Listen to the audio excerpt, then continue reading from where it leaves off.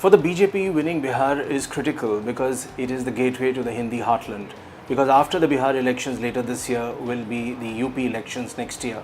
These two elections, these two states are critical to the Bharatiya Janata Party. And let's look back a bit. A year ago when Narendra Modi won the Lok Sabha elections with such a thumping majority, then came the slipstream of victories, Jharkhand, Maharashtra, Haryana, Kashmir. He won them with ease. Then came Delhi, complete decimation by the Aam Aadmi Party. It was a huge jolt to the BJP.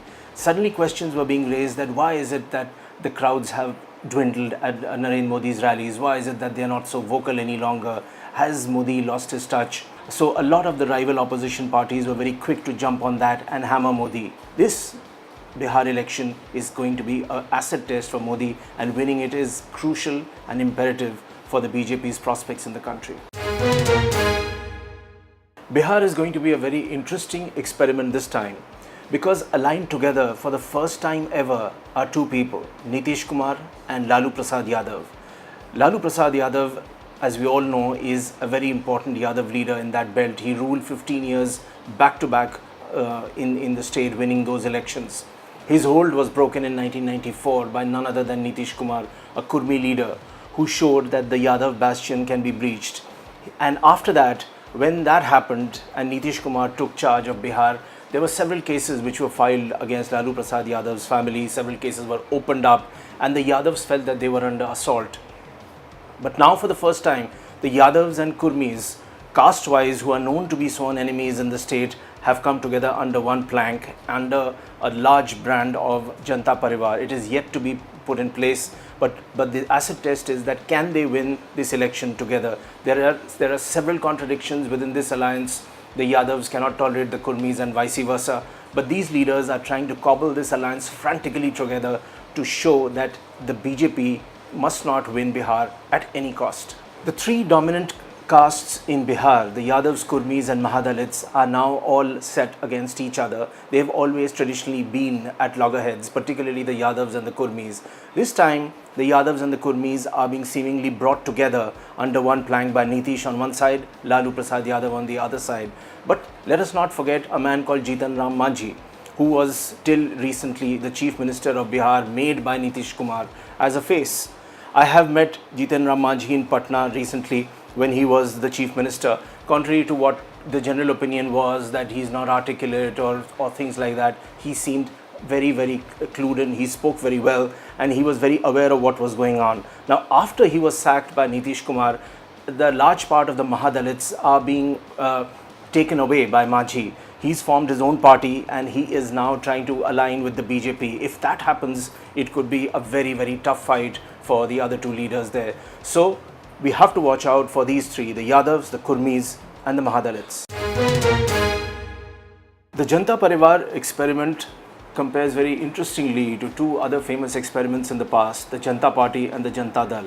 The word Janta itself denotes the fact that in India there is receptivity towards multi-party formations. In fact, it was the Janata Party in the past which came on the back of the emergency imposed by Indira Gandhi, which led to her defeat. And after that, it showed, whether or not it survived or not is not the question, but it showed that India was very vibrant and very responsive towards multi-party democracies, towards multi-party formations. And several parties with the name Janta, Bharatiya Janata Party, Biju Janata Dal, there are several such examples. These parties have came into power in different areas, in different states, and some of them have thrown up prime ministers at the top level. So it is not as if Janata Parivar is just an experiment which should be ignored. What is going to be very, very interesting to watch is how do they get such diverse personalities like a Nitish Kumar, who's a quiet, acerbic kind of man, and whatever interactions I have had I can share is that the way he speaks at times to the media is slightly contemptuous. Lalu Prasad Yadav is gregarious, warm, affectionate, humorous, full of anecdotes. And then you have Jitan Ram Manjhi, who is in his own orbit, but he's also a sound leader where he keeps large bits of the Mahadalit under control. But in the Janata Parivar, while Manjhi is not part of it, the other key personality is Mulayam Singh Yadav of the Samajwadi Party. There is a lot of discussion about him, that why is he there? How will he gain? Does he really want to be part of this experiment because it does not benefit him at the level of the UP elections, which will happen later next year. So some of the questions around Mulayam have not been answered. Yes, he still harbors ambitions, like several aging politicians do, that maybe that one last crack at prime ministership, who knows, can happen.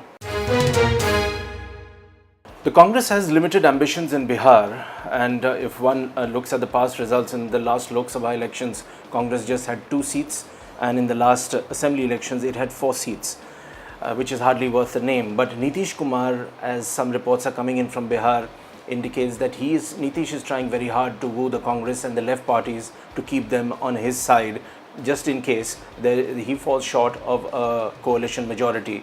The Congress would have very simple ambitions. People like Rahul Gandhi and Sonia Gandhi would be really hoping that the BJP loses Bihar, because that would be that one point on which it can carry the story forward of its anti-Modi campaign.